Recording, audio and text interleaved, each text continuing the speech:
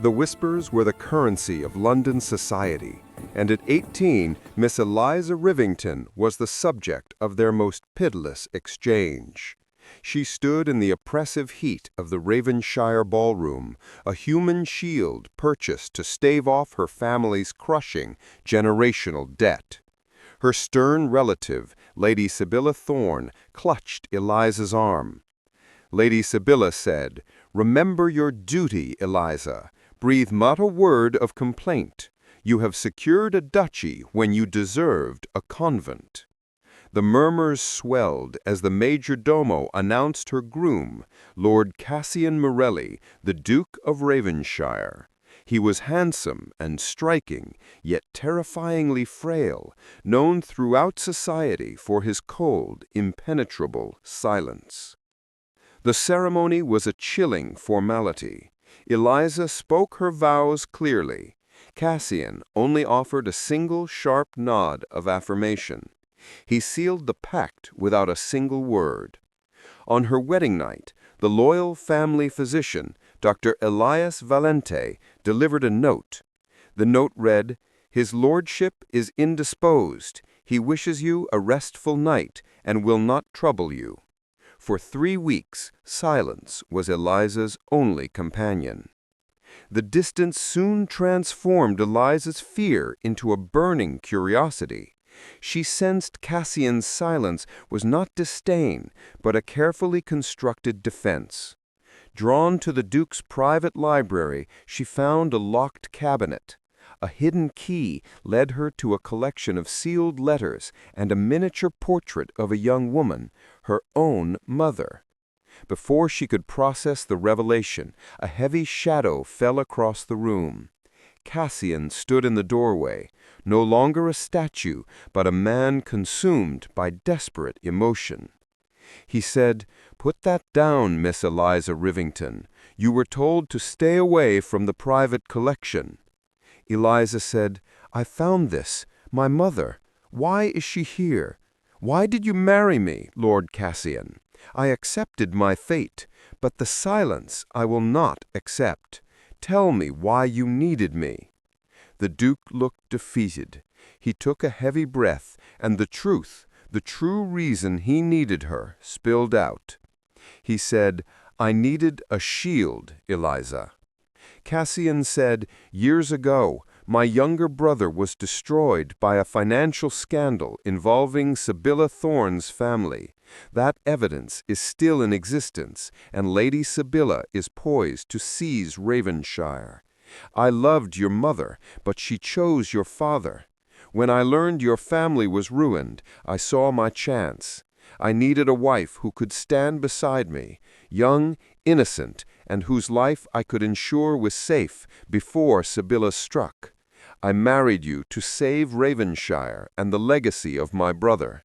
I needed you as an anchor, a name untainted by this house's real darkness.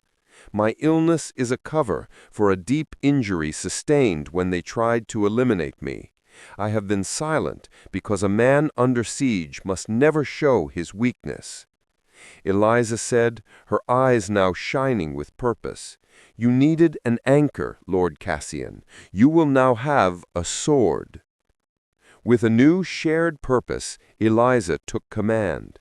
She summoned the solicitor, Mr. Alistair Finch, and Dr. Valente, having them draft an emergency power of attorney, arguing her lord's vulnerability made her the necessary executor.